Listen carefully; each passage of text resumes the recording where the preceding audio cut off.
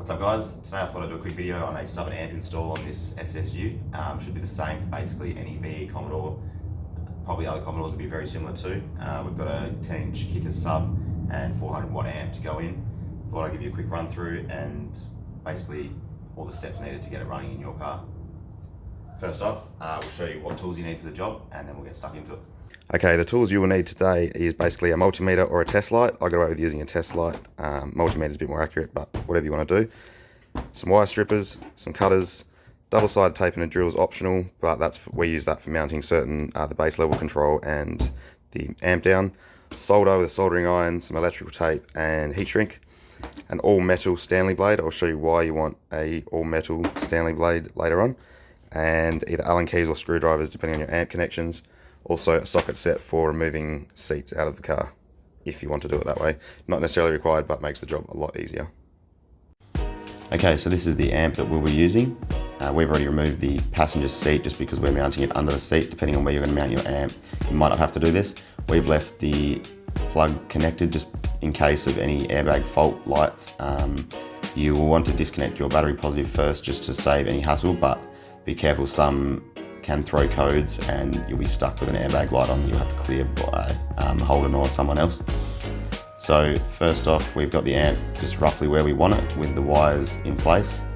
We are going to first connect our positive to the battery. Now we've already done this, but you want to have it disconnected from the battery first. So we've got our power wire here that runs through to the battery just here with a inbuilt inline fuse. Depending on where your battery is in the car, you'll have to run that to the engine bay or to the boot, whatever's easier. Next we have our ground wire as well. So we've connected that under the carpet and it runs up to the front here to this mounting point. We also have a high to low inverter here. Now depending on your amp, you might not need to run one of these. You can run a different plug, but they're basically bought from J-Car or most auto stores should stock them. Then they connect to your RCAs. So we've got our two RCA input and outputs on the amp. We're running them to the input and then we're just running speaker wire up to the sub. Quite simple, black to black and red to red. This last one here is the remote wire. So this is basically what will tell your amp to turn on with power with the car. You should have to run this to a accessory power source. We've just run it to a Bluetooth receiver for now. At the moment there was this little thin bit of blue wire which is not really good enough, so we're going to just run this new speaker wire the whole way over just to make it a bit more durable and stronger. We're going to run that to the other side under the center console and find a power source for it.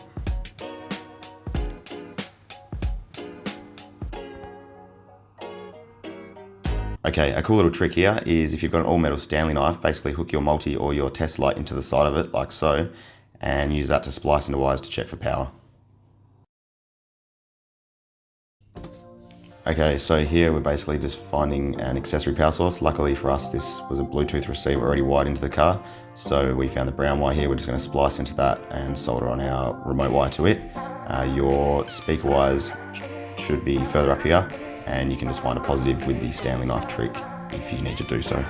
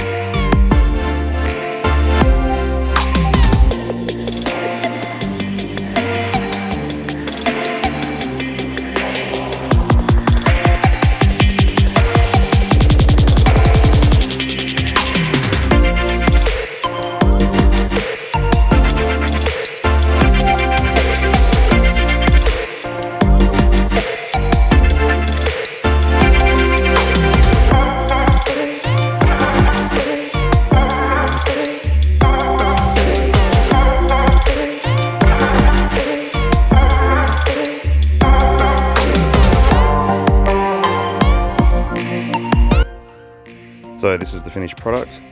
Sub installed there, got our base level controller, which we've got the double-sided tape for. We'll run that to the side of the sub or out the back here, just so it's somewhere out of the way and easy to control. Being my housemate is a roof plumber, he's used an excess bit of downpipe strapping to just secure the sub when the seat is forward. Basically the seat holds it in, but that just holds it there when the seat's pushed forward, which won't be very often. So it actually looks pretty neat. And then the amp tucked away nicely under the seat, all cables ran under the carpet. Nice and neat, out of the way, and sounds bloody awesome. If this helped you out in any way, or you enjoyed the video at all, please give it a like and subscribe. And we'll basically be doing a few more audio installs in the crawler later on, so looking forward to that. But for now, that's today's video, guys, and thanks for watching.